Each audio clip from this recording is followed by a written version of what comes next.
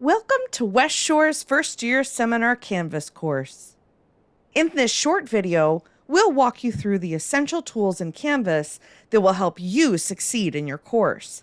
Let's get started. First, let's make sure you never miss an important update. Head over to Account in the Global Navigation menu in the far left-hand side of your screen. Click on Notifications. Here, you can customize how often you receive updates about course activities.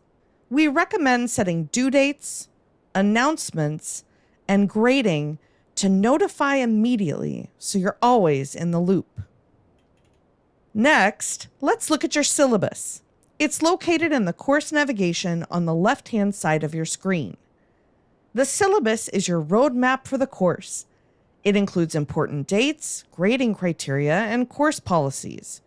Make sure to review it thoroughly so you know what to expect.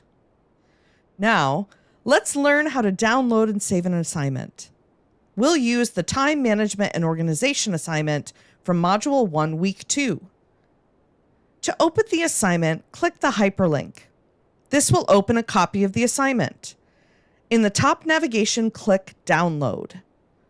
Open your download, enable editing, and then make sure to rename and save it in your OneDrive or Google Drive. This way, you can work offline and submit when you're ready.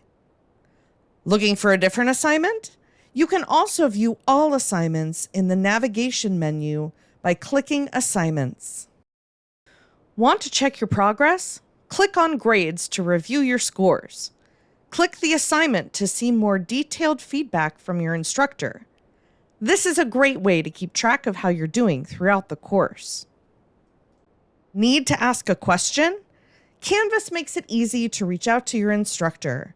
Just go to the inbox, compose a new message, and select your course, and click Teachers. Choose your instructor from the list. Communication is key to your success. And that's it.